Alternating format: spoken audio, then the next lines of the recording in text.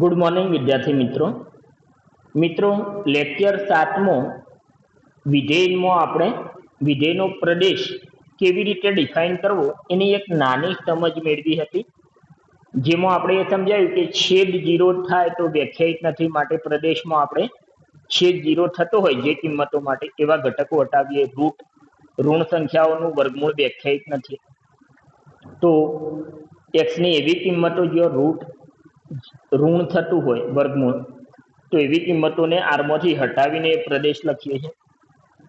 આ તો બસ થોડીક નાની વાત જ કહેવાય. ઘણી બધી બાબતો આપણે ખોલીશું એટલે પ્રેક્ટિસ થશે, પણ હવે પહેલા એની ચર્ચાની સાથે આપણે પહેલા વિધેયો જે છે આપણે ટેક્સ્ટબુકમાં જે વિશિષ્ટ વિધેયો એને સમજીએ અને પછી એ દાખલાઓ તરફ જઈએ તો એ વિધેયોની મદદ લઈ શકાય પ્રદેશને વ્યાખ્યાયિત કરવા માટે, અને વિધેયોને ઓળખાણ આપણી વધતી જશે અને કોન્સેપ્ટમાં વધુ આપણે સારું કરી શકીશું. ચાલો, તો સૌથી પહેલું છે મિત્રો તદેવ વિધેય.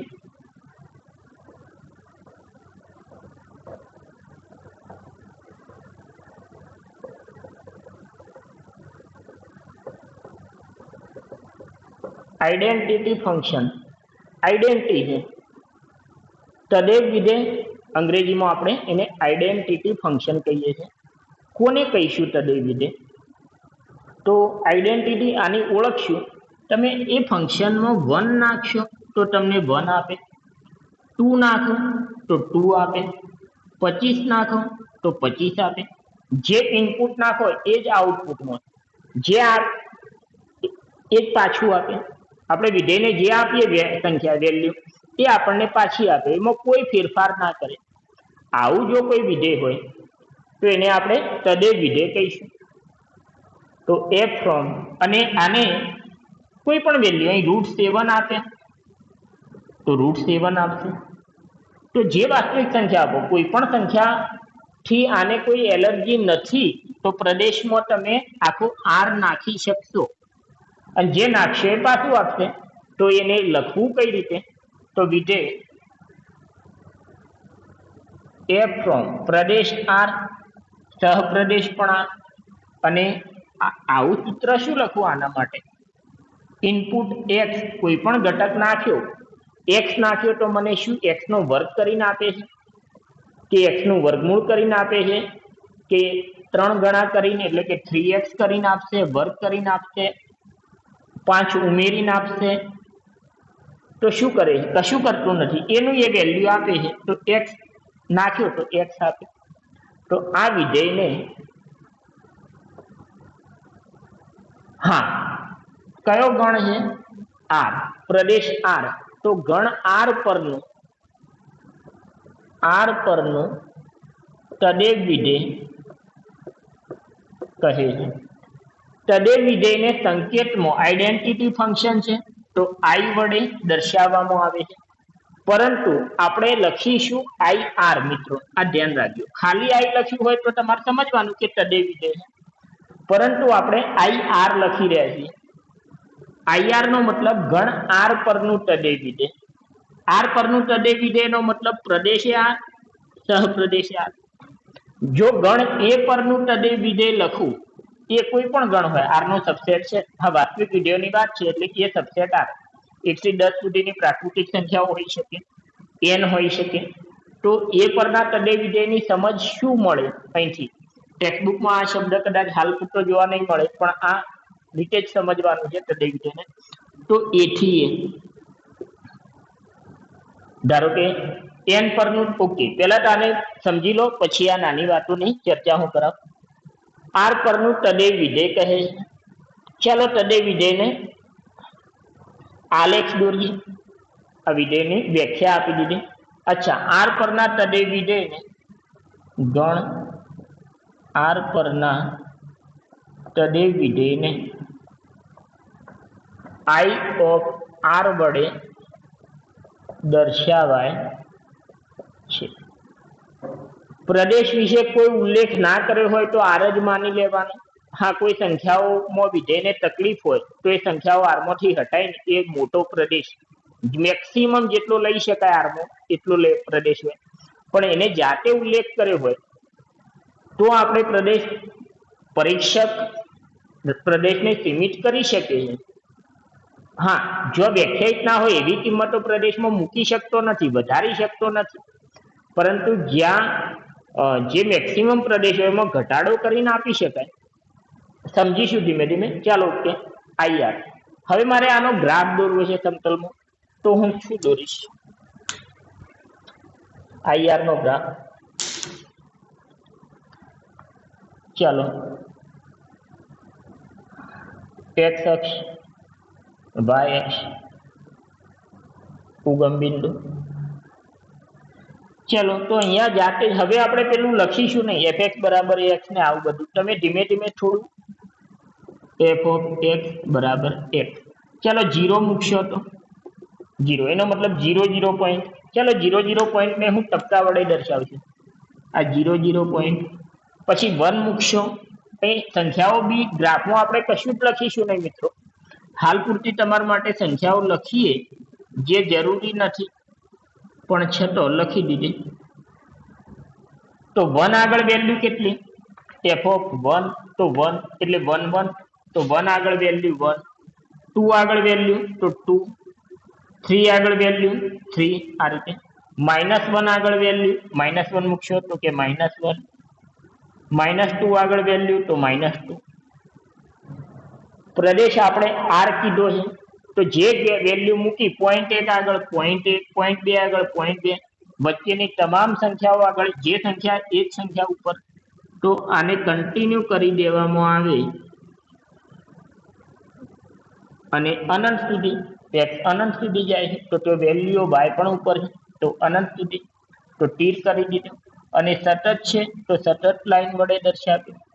આ તદેવ વિધેયનો આલેખ થઈ ગયો મિત્રો, IR નો આલેખ। જો કોઈ ફંક્શન આવું હોય તો એ ફંક્શનને હું IR કહી શકું, f બરાબર I। આ ફંક્શન તદેવ વિધેય છે, કયા ગણ પરનું છે? R પરનું। ચાલો, તો f એ IR છે। જો કોઈ વિધેય આવું હોય, કેવું હોય? એનો પ્રદેશ અને સહપ્રદેશ બંને સમાન હોય અને દરેક ઘટક આગળ એ જ વેલ્યુ આપતું હોય, તો એ વિધેય આઈડેન્ટિટી ફંક્શન ગણાશે।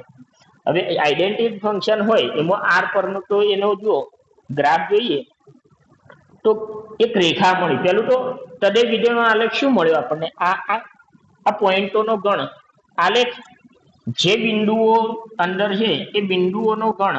આ પ્રકારની પેટર્નને આપણે કોઈ નામ આપેલું છે? તો આપેલું છે। આ બિંદુ આ રીતે ગોઠવાય એક સીધી લાઈનમાં, તો સ્ટ્રેટ લાઈન રેખા, એક સુરેખા મળે છે, સીધી રેખા મળે છે, તો તદેવ વિધેયનો આલેખ એક રેખા છે। ચાલો, યામ સમતલમાં આ રેખાને જુઓ તો કયા ચરણમાંથી પસાર થાય છે? તો આ પહેલા ચરણમાંથી પસાર થાય છે। હા, ઉગમ બિંદુમાંથી પસાર થાય, આ પણ એક વિશેષતા છે। કોઈ વિધેયનો આલેખ ઉગમ બિંદુમાંથી પસાર થતો હોય એનો મતલબ કે 0 આગળ વેલ્યુ 0 હશે એની, એટલે આ ઉગમ બિંદુ મતલબ આ બિંદુમાંથી પસાર થાય છે, એનો મતલબ એ ફંક્શનની 0 આગળ વેલ્યુ 0 હશે। ચાલો, ઓકે। તો ઉગમ બિંદુમાંથી પસાર, તદેવ વિધેયનો આલેખ ઉગમ બિંદુમાંથી પસાર થતી રેખા છે। હજુ ધ્યાનથી જુઓ, બીજું શું છે? તો પહેલા ચરણમાં, અને આ કયું ચરણ? પહેલું, બીજું, ત્રીજું, ચોથું, કયું ચરણ આવ્યું મિત્રો? ત્રીજું। તો પહેલા અને ચોથા ચરણમાં થી પસાર થાય છે, આ બીજી બાબત આપણે ધ્યાનમાં રાખી। તદેવ વિધેયનો આલેખ પ્રથમ ચરણ અને ત્રીજા ચરણ, તો પ્રથમ ચરણમાં જે અક્ષો x અને y અક્ષ છે, બીજું તમને એવું લાગે છે જે વેલ્યુ છે એ જ આપે છે, મતલબ આ ખૂણાનો દ્વિભાજક બની ગયો મિત્રો। મતલબ આ 90 નો ખૂણો છે, તો આ 90 ના અડધા, આ x અક્ષ સાથેનો આ એંગલ છે એ 45 ડિગ્રી થશે મિત્રો। દ્વિભાજક થઈ ગયો તદેવ વિધેયનો આલેખ, તો x અક્ષ સાથે 45 નો ખૂણો બનાવ્યો। હવે મિત્રો એક ઢાળ, રેખાનો ઢાળ, સ્લોપ, આ વસ્તુ તમારે ફિઝિક્સમાં પણ ભણવામાં આવશે, મેથ્સમાં પણ। ઢાળ એટલે એના કોઈ પણ બિંદુના y યામોની બાદબાકી ભાગે x યામોની બાદબાકી, આ રીતે ઢાળ લઈ શકો। અથવા એ રેખાનો x અક્ષ સાથેનો જે એંગલ છે થીટા, એ થીટાનું tan વેલ્યુ, એને પણ રેખાનો ઢાળ કહેવાય છે। તો આનો x અક્ષ સાથે, x અક્ષની ધન દિશા સાથેનો એંગલ 45 ડિગ્રી છે, તો કોઈ રેખા x અક્ષની ધન દિશા સાથે જો થીટા ખૂણો બનાવે એન્ટી ક્લોકવાઇઝ રોટેશનમાં, તો એના tan વેલ્યુને રેખાનો ઢાળ કહીએ છીએ। તો આ રેખાનો ઢાળ તો થીટાને બદલે જો હું 45 મૂકીશ 45 ડિગ્રી, તો મિત્રો ત્રિકોણમિતિ ભણીને આવ્યા છે 45 ડિગ્રી આગળ tan ની વેલ્યુ 1 હોય છે, તો રેખાનો ઢાળ કેટલો થઈ ગયો? 1 થઈ ગયો. એટલે જે y આમ છે એ જ x આમ છે, y ભાગ્યા x, 1/1, 2/2, 1, 3/3, 1. ચાલો ઓકે. તો તદે વિધેયના આલેખ વિશે હું એક સ્ટેટમેન્ટ લખી શકું કે તદે વિધેયનો આલેખ, IR નો આલેખ, R પરના તદે વિધેયનો આલેખ ઉગમ બિંદુમાંથી પસાર થતી અને એક ઢાળવાળી રેખા છે. આ ઢાળ શબ્દની સમજ કદાચ બધાને હાલ પૂરતી પૂરી ના ઉતરે તો કોઈ વાંધો નહીં, એક ઢાળવાળી રેખા છે અને તદે વિધેયનો આલેખ પ્રથમ અને ત્રીજા ચરણમાંથી પસાર થાય છે. બે સ્ટેટમેન્ટ, R પરના તદે વિધેયનો આલેખ ઉગમ બિંદુમાંથી પસાર થતી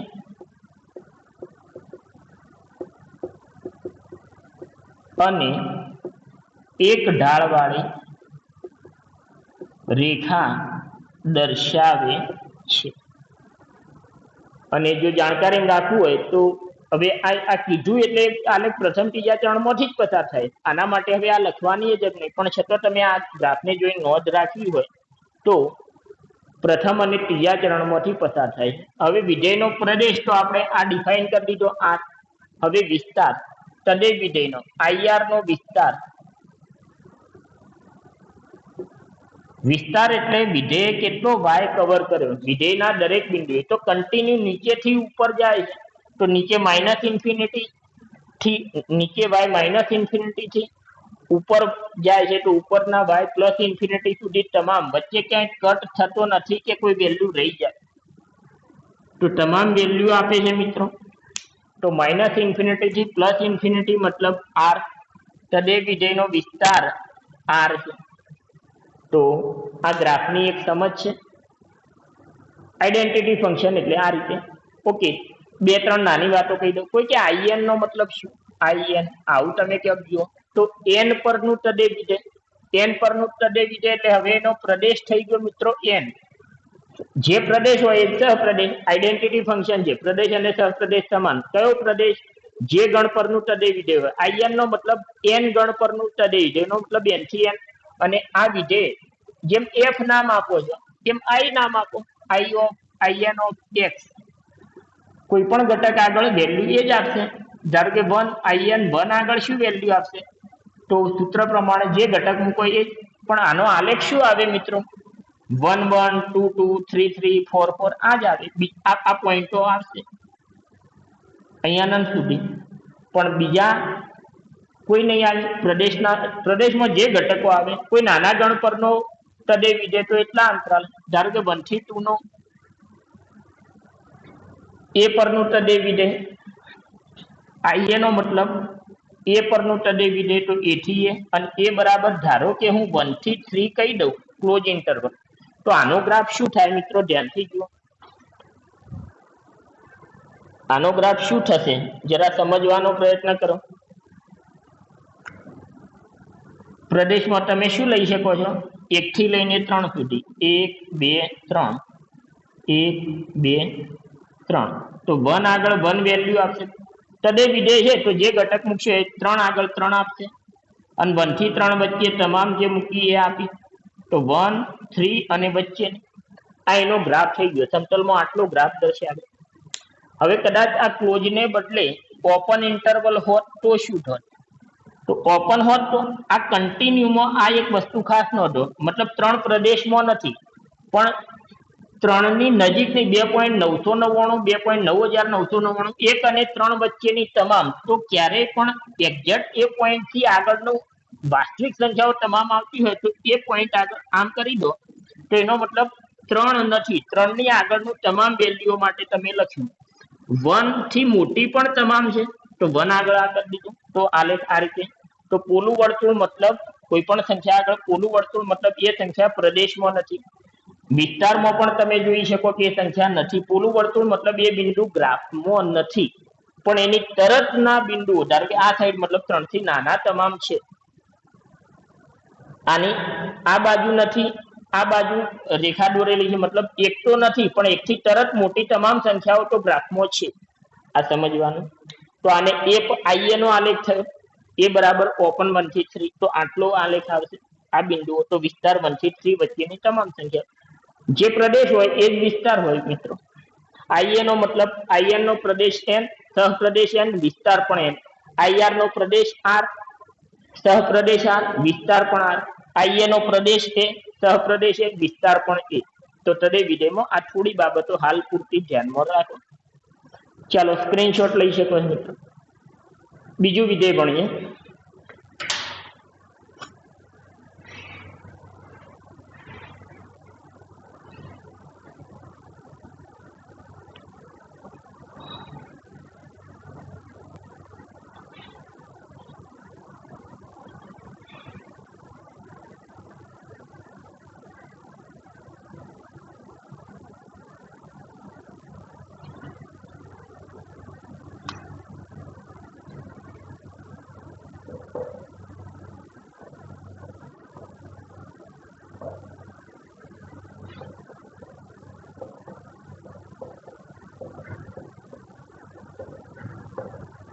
અચળ, અચળને અંગ્રેજીમાં કોન્સ્ટન્ટ કહેવાય છે.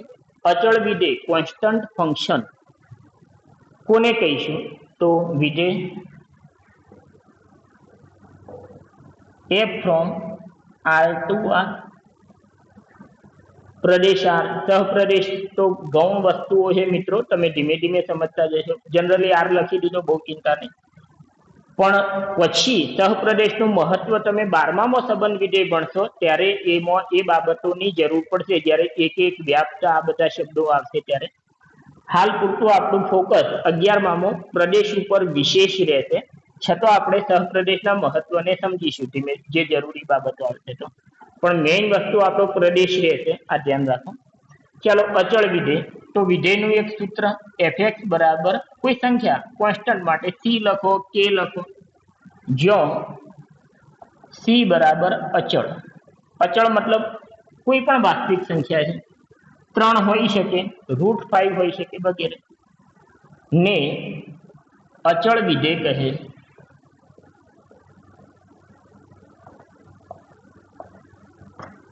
અચળાંક છે, ફિક્સ અચળ સંખ્યા. અચળ મતલબ બદલાય નહીં, મતલબ એની અંદર કોઈ વેરિયેબલ નથી. આ x વેરિયેબલ કે f ઓફ x, તો x variable. f of t કરીને લખીએ તો ફંક્શન, તો એમાં વેરિયેબલ t ગણાશે. બાકીના કદાચ આપ્યા હોય at² - 7b t plus p, તો અહીંયા હું f ઓફ 1 મૂકીશ ને તો આ a અને b નહીં બદલાય, ખાલી t ને બદલે 1 આવશે. a t ને બદલે 1, 7b t ને બદલે 1 વત્તા e, આ રીતે આવશે મિત્રો ફંક્શન. આ રીતે તમને સોલ્વ કરવાનું પણ પૂછાય. આપણે એકાદ દાખલો ગણીએ આવો કે ભાઈ આવું કંઈક આપ્યું છે at² - 7, અને પછી કીધું મિત્રો એક ફંક્શન છે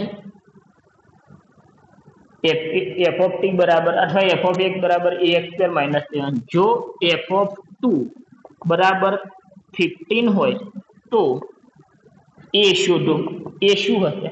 તો આપણે લખીશું t ને બદલે 2 મૂકી દો, તો a 2² - 7.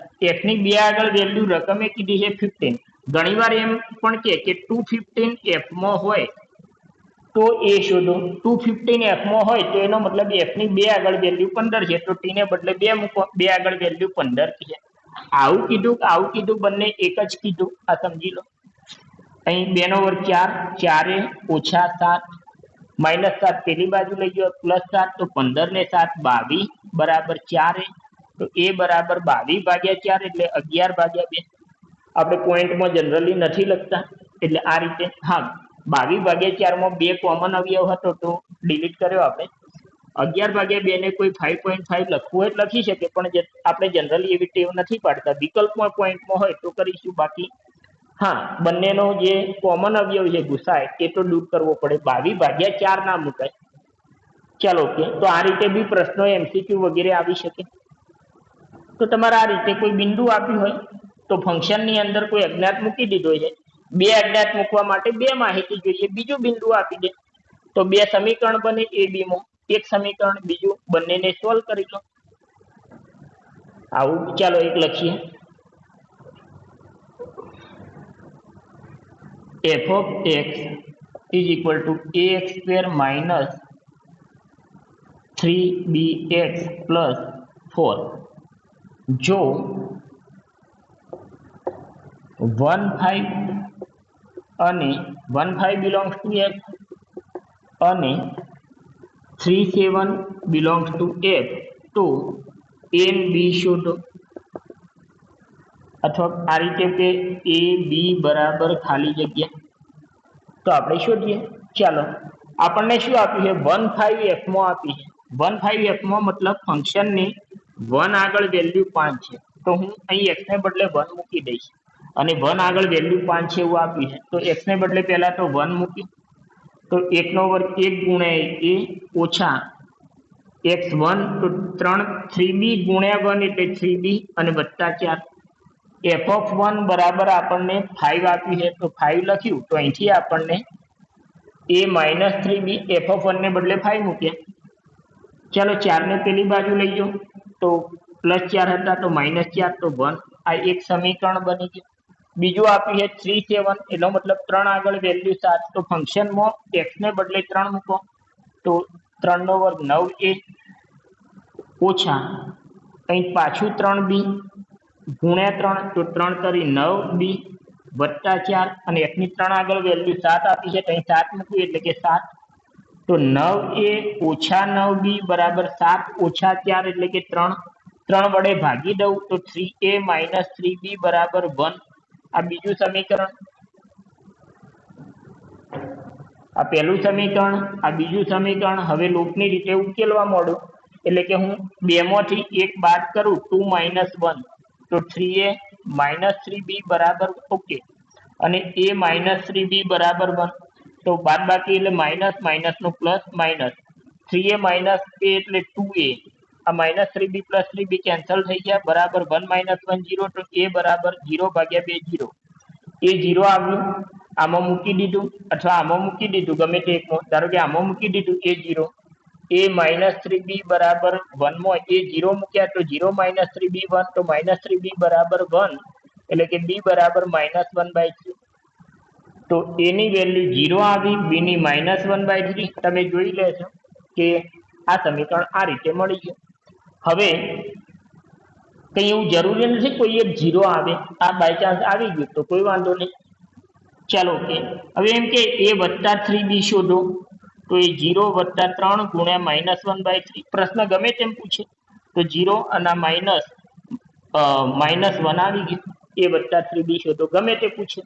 પણ આ રીતે એક માહિતીથી એક સમીકરણ, બીજી માહિતીથી બીજું સમીકરણ, બે વેરિયેબલ હતા તો બે સમીકરણ મેળવ્યા, બે અજ્ઞાત હોય તો બે સમીકરણથી ઉકેલ મળી જાય શ્યોર. તો આપણો પ્રશ્નનો જવાબ મળી ગયો. જે રીતે પછી પ્રશ્નને આવી રીતે a વત્તા b શોધો કે સ્ક્વેર માઇનસ b સ્ક્વેર શોધો, કંઈ બી પૂછે તો આપણે a b છે મૂકી દઈએ, જે શોધવાનું કીધું હોય એ શોધી દઈએ. ચાલો ઓકે, હવે આ કોન્સ્ટન્ટ કહેવાય. હું તમને શું સમજાવી રહ્યો હતો, f of x, તો x વેરિયેબલ ને અંદર x સિવાયની જે અજ્ઞાત મૂક્યા હોય ને એ અજ્ઞાત કહેવાય, એ વેરિયેબલ ગણાય નહીં. અહીંયા x વેરિયેબલ હતો અને એ બી આપણા અજ્ઞાત હતા, ચલ x હતો.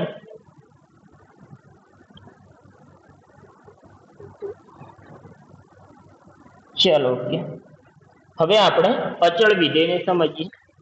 ભાઈ આને અચળ વિધેય કહીશું, જેમ કે fx બરાબર 2 લખ્યું હોય તો આ અચળ વિધેય c તરીકે 2 લખ્યા. હવે આનો આલેખ દોરવો છે સમતલમાં, પછી એની વિસ્તારની વગેરેની વાત કરીએ. તો x અક્ષ, y અક્ષ, ઉગમ બિંદુ. ધારો કે હું fx બરાબર 2 નો આલેખ દોરું, તો fx બરાબર 2, ચલો કેટલાક વેલ્યુઓ મેળવો. 0 આગળ વેલ્યુ શું, x ને બદલે 0 મૂકો અંદર, તો ચાલો 2, તો મેં તમને સમજાવ્યું હતું x ને બદલે 0 અંદર જે x દેખાય તો 0 મૂકો, પણ x તો છે ને, બાકીનો બદલવા નથી, તો 0 આગળ વેલ્યુ 2. तो 0 આગળ વેલ્યુ 2, આ 1 ને આ 2 હોય, આ 1 ને આ 2, તો 0 આગળ વેલ્યુ 2, તો આ પોઈન્ટ આવે.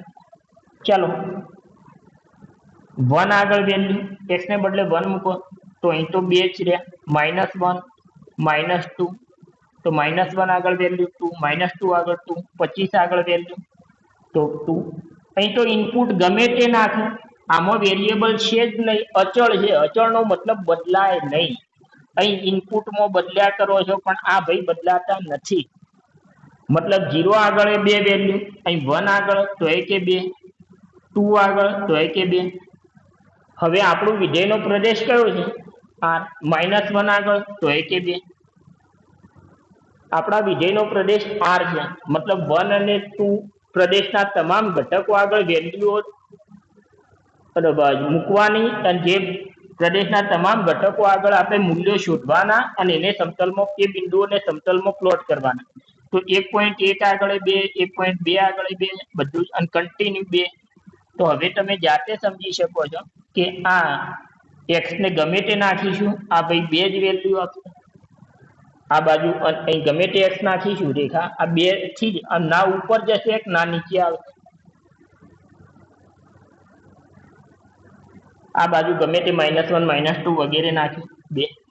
અહીં આપણે c કીધું છે, c બરાબર 2 છે. c બરાબર -1 હોત તો fx બરાબર -1 નો આલેખ, તો -1, આ -1 વેલ્યુ આપ્યા કરો. આ ગ્રાફ મિત્રો આપણે જેમ જેમ x માં આ બાજુ આગળ વધીએ છીએ, ના ઉપર જાય છે, ના y વધી રહ્યો છે, ના y ઘટી રહ્યો છે. પેલો ગ્રાફ યાદ કરો સુરેશ, આપણે આગળ જે તદે વિધેયનો ગ્રાફ દોર્યો હતો, તો શું હતું ગ્રાફ? જેમ જેમ તમે આમ આગળ વધો, x ની વેલ્યુઓ વધારે જોજો. અહીંયા -3 આગળ -3 વેલ્યુ હતી, પછી આગળ વધારે ગયા, પોઈન્ટ આમ આવે ગયા, ગ્રાફ કઈ તરફ જાય છે? x વધવા સાથે ગ્રાફ ઉપર જઈ રહ્યો છે. આવા વિધેયને આપણે ઇન્ક્રીઝિંગ ફંક્શન એટલે કે વધતું વિધેય કહીએ છીએ. વિધેયનું બિહેવિયર 3 ભાગમાં વહેંચાય.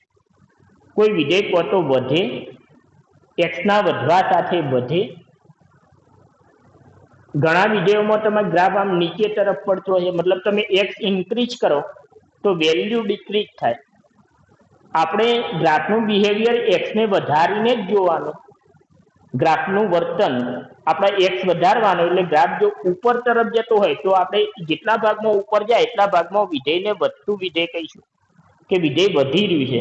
વિધેયની વેલ્યુ વધી રહી હોય, વેલ્યુ એટલે y, આમ y વધે મતલબ ગ્રાફ ઉપર જાય, તો આપણે વધતું વિધેય કહીશું. પછી કોઈ અંતરાલ પછી પાછું ડાઉન થાય તો એ અંતરાલમાં ઘટતું વિધેય કહીશું. કોઈ વિધેય કન્ટિન્યુ ઉપર જાય તો સતત વધતું, કન્ટિન્યુ નીચે ઉતરે તો ઘટતું, કોઈ ભાગમાં ના ઉપર જાય ના નીચે તો ત્યાં અચળ, એટલા ભાગમાં.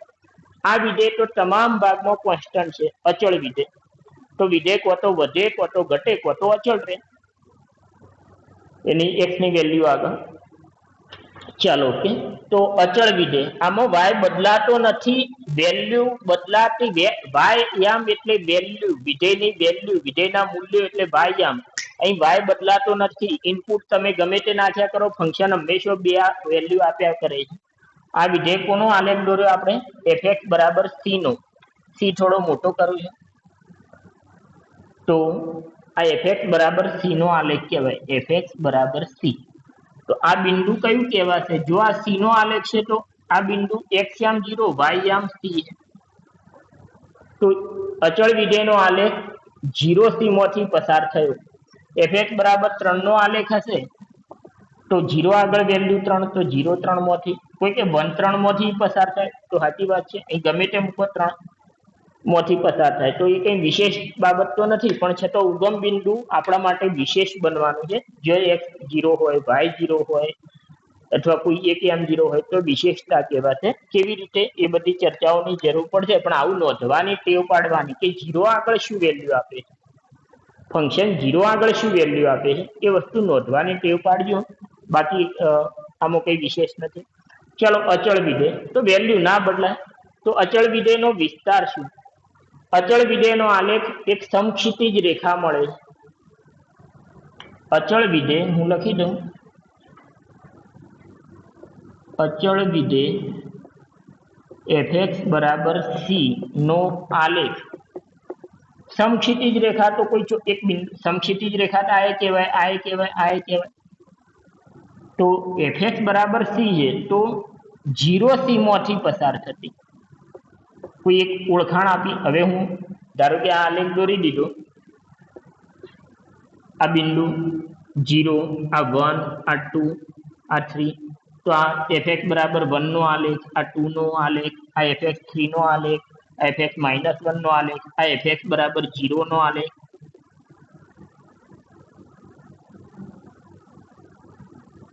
ચલો fx બરાબર 1, fx એટલે y, આ y બરાબર 0 નો આલેખ કહેવાય, y બરાબર 1, y બરાબર 2 સમક્ષિતિજ રેખા, આ y બરાબર 3 નો આલેખ, y બરાબર -1 નો આલેખ, આ ઉગમ બિંદુ ગણીએ તો y બરાબર -1 નો આલેખ, y એટલે fx. તો fx બરાબર 3 નો આલેખ હું એમ કહું સમક્ષિતિજ રેખા મળે છે, તો બિલકુલ પણ સમક્ષિતિજ રેખા તો આ છે કઈ, તો હું ગમે તે એક બિંદુ કહી દઉં કે ભાઈ 0, 3 માંથી પસાર થતી સમક્ષિતિજ રેખા, તો 0, 3 માંથી પસાર થતી આડી રેખા તો આ એક જ છે. તો યુનિકનેસ માટે આપણે બિંદુ હાલ તો લખ્યું છે 0 c માંથી પસાર થતી, નહીં તો ઘણી બધી સમક્ષિતિજ રેખાઓ આવે, પણ આની ઓળખ માટે અચળ વિધેયનો આલેખ 0 c માંથી પસાર થતી સમક્ષિતિજ રેખા મળે છે. અને બીજું વિસ્તાર અચળ વિધેયનો, આ જે વિધેય આપેલું છે fx બરાબર c નો વિસ્તાર,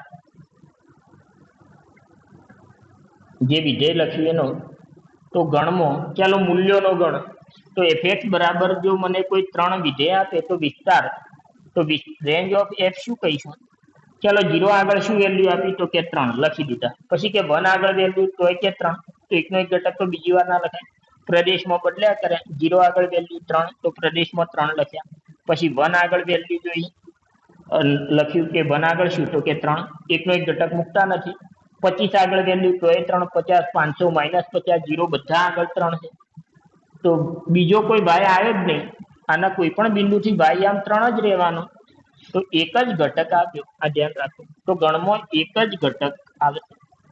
અચળ વિધેય મતલબ એનો y બદલાતો નથી, એક જ વેલ્યુ આપે છે, જે y હોય એ 3 તો 3 જ રહેશે, તો ગણમાં 3. અહીં આપણે fx બરાબર c ની વાત કરી રહ્યા છીએ, તો ગણમાં c બરાબર 3 હોય તો 3, 4 હોય તો 4, -25 હોય તો -25. ચલો, તો અચળ વિધેય માટે આટલી સમજણ તમારે ધ્યાનમાં રાખવાની છે મિત્રો, સ્ક્રીનશોટ લઈ શકો.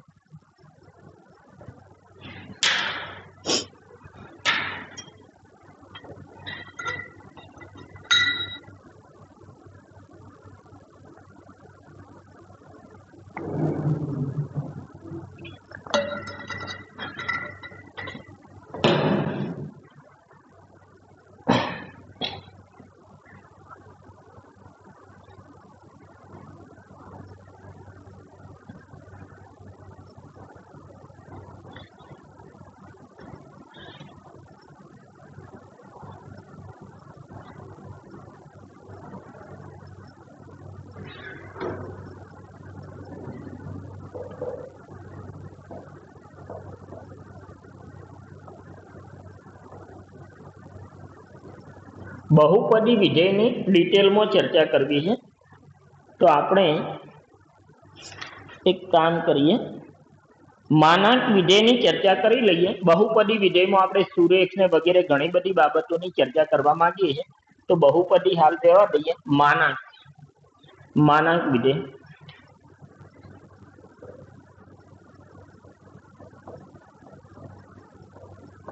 બહુપદી વિધેય માટે એક આખું લેક્ચર ફાળવીશું મિત્રો, મોડ્યુલસ ફંક્શન.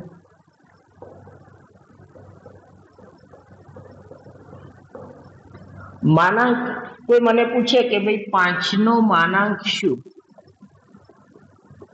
અથવા તો 5 નું માનાંક એટલે નિરપેક્ષ મૂલ્ય, નિરપેક્ષ નિશાની વગરનું મૂલ્ય, તો 5 નો માનાંક હું કહીશ 5, નિશાની હોય માઇનસ તો હટાવી દો, માનાંક એ જ નિરપેક્ષ મૂલ્ય. તો માનાંક વિધેય એટલે કે નિરપેક્ષ મૂલ્ય વિધેય. નિરપેક્ષ મૂલ્ય એબ્સોલ્યુટ વેલ્યુ. તો ક્યાંક માનાંક વિધેયને માનાંક એટલે મોડ, તો આ મોડ્યુલસ ફંક્શન અંગ્રેજીમાં કહીશું. માનાંક વિધેયને નિરપેક્ષ મૂલ્ય વિધેય પણ કહેવાય છે. તો એબ્સોલ્યુટ વેલ્યુ ફંક્શન પણ અંગ્રેજીમાં લખેલું જોવા મળે. તો absolute value function, mode function, modulus function એટલે કે માનાંક વિધેય, નિરપેક્ષ મૂલ્ય વિધેય. કોઈ પૂછે -5 નો માનાંક, તો પણ 5. 3 નો માનાંક કે 3 ને -3 નો માનાંક કે 3. તમે સંકેતમાં આવું લખતા -5 મોડ આ રીતે અને બરાબર 5. 5 નો માનાંક તો મૂળમાં 5 તો એ 5. 0 નો માનાંક તો 0. કોઈ પણ સંખ્યાનો માનાંક તો એ સંખ્યાને ધન બનાવી દેતા. સાદા શબ્દોમાં કહીએ, ઋણ હોય તો ધન બનાવતા, ધન હોય તો એની એ જ રાખતા. નિશાની માત્ર ધન કરી દેતા, સંખ્યાના 3 ના 4 ના કરતા. ઓકે, તો એ વસ્તુને આપણે હવે માનાંક વિધેય, નિરપેક્ષ મૂલ્ય વિધેય બનાવી દીધું. તો હવે સમજીએ કોને કહીશું. તો f ફ્રોમ વિધેય, f from r to r fx બરાબર મોડ x ને માનાંક વિધેય. હજુ સુધી મિત્રો આપણે પ્રદેશ r રાખી શકીએ છીએ, કારણ કે હજુ સુધી આપણે જે વિધેયો ભણી રહ્યા એ બધાને કોઈ વેલ્યુ થી પ્રોબ્લેમ નથી. r ની કોઈ પણ કિંમત મૂકશો અહીંયા x તરીકે, r નો કોઈ પણ ઘટક, તો એના સૂત્રમાં કોઈ તકલીફ નથી. તમને સામે પક્ષે √5 મૂક્યા તો એ વેલ્યુ આપે છે. મોડ x ને માનાંક વિધેય કહે છે. ચલો, મોડ x નો મતલબ શું? હવે ઘણા મોડ x બરાબર આવું લખી દેતા હોય +- x, તો આ ખોટું છે મિત્રો. જો મોડ x બરાબર 2 ભાગ, હવે આપણે વિધેય જુઓ 2 ભાગમાં વહેંચ્યું. મોડ x નો મતલબ +x એ થાય, -x એ થાય. કન્ડિશન 2 છે. જેમ કે કોઈ પૂછે કે ભાઈ 3 નો માનાંક શું, તો તમે +-3 લખો, ખોટું કહેવાય. 3 નો માનાંક 3 જ થાય, +-3 ના થાય. એટલે આ લખવું ખોટું છે, આ ધ્યાન રાખો, આવું ક્યારેય કરતા નહીં. ચાલો, x greater than 0, x less than 0. હવે આને ખાસ સમજો. હવે વિધેયને ખાસ સમજવાનું હવે શરૂ કરીએ આપણે.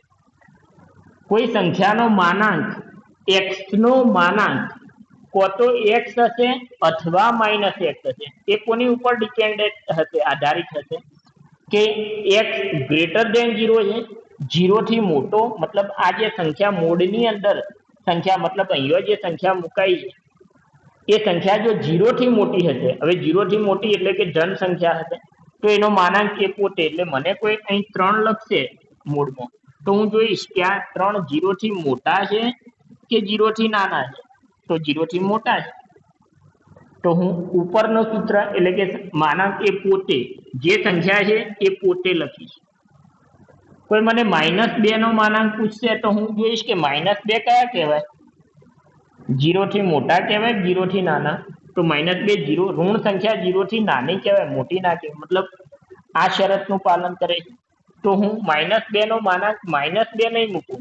x નો માનાંક જો ઋણ હોય તો x નું વિરોધી, તો જે સંખ્યા છે જે x છે એનું વિરોધી, એટલે એની આગળ એક માઇનસ નિશાની મૂકી દઈશ.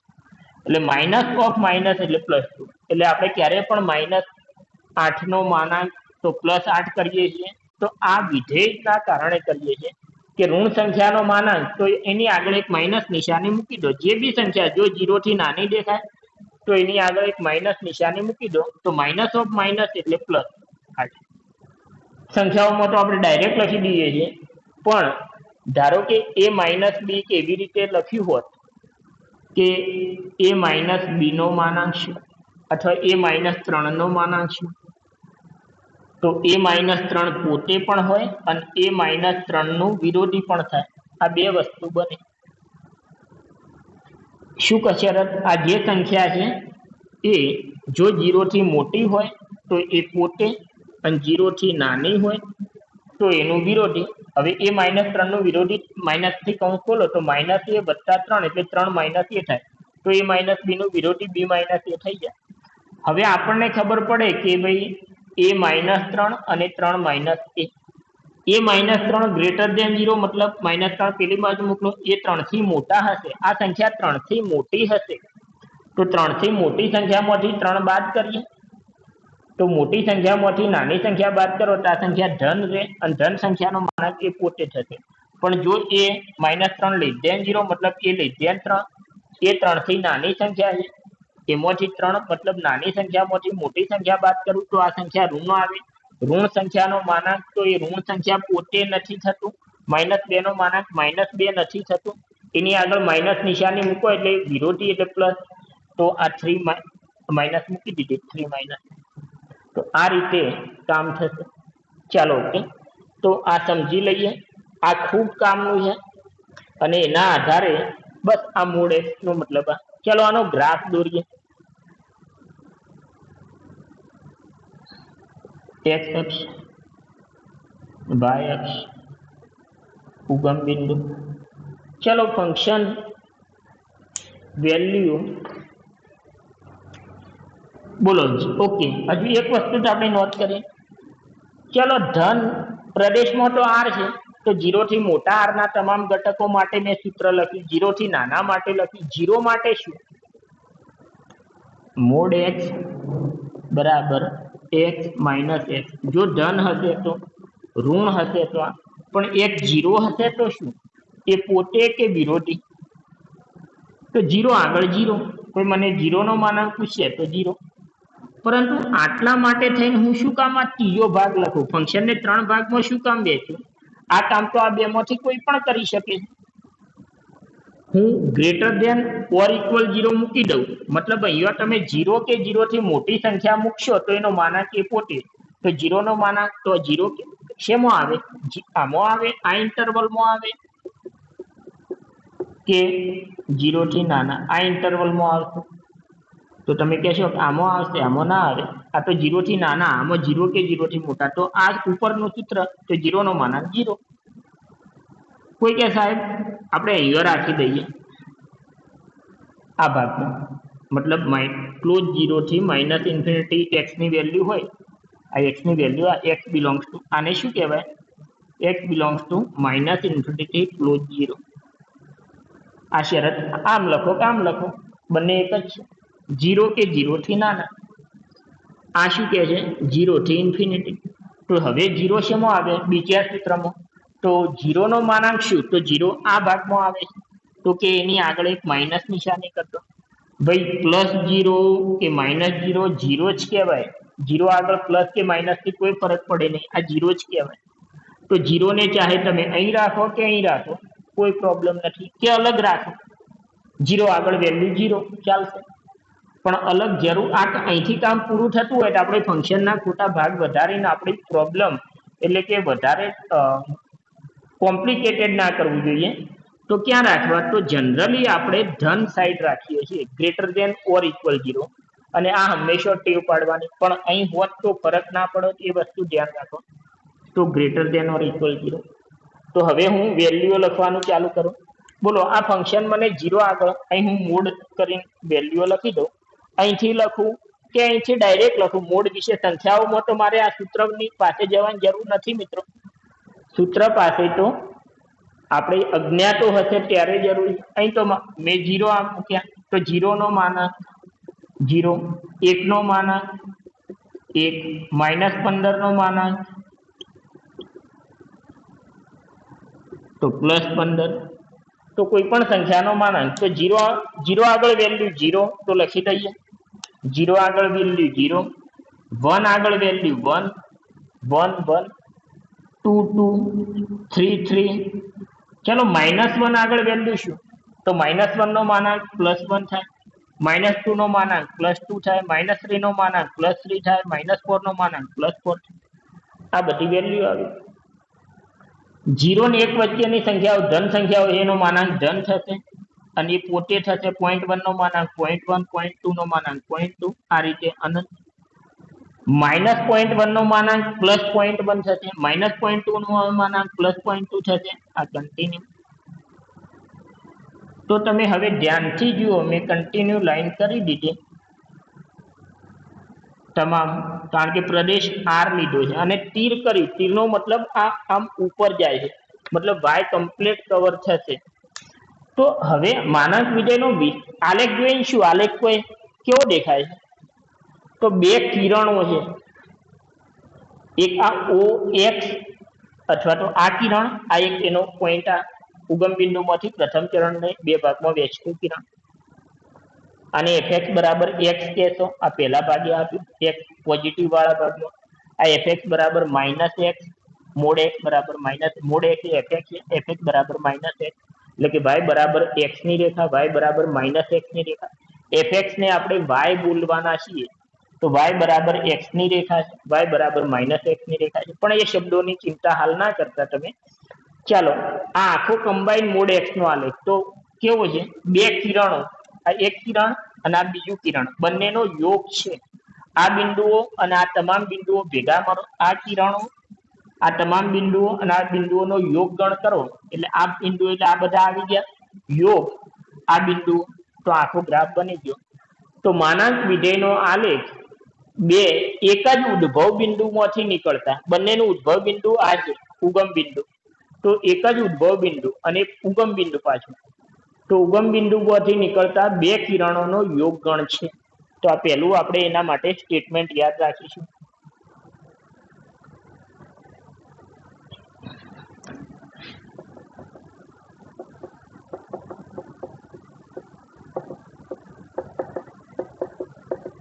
એક જ ઉદ્ભવ બિંદુ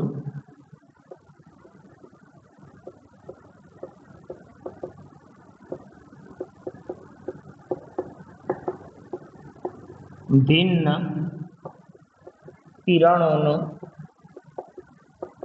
યોગ ગણ છે. એક જ ઉદ્ભવ બિંદુમાંથી નીકળતા બે ભિન્ન કિરણોનો યોગ ગણ છે. બીજી વાત કરીએ વિસ્તારની.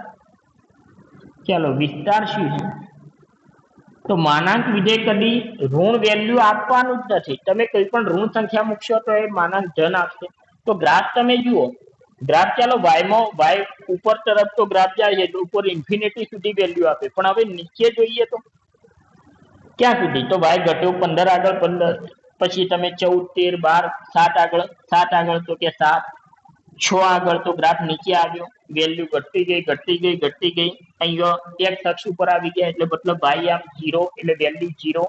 પછી તમે ઋણ બે આગળ એક્સ ઋણ આગળ જોવાનું ચાલુ કરી, તો અહીંથી પાછું ગ્રાફે વધવાનું ચાલુ કર્યું,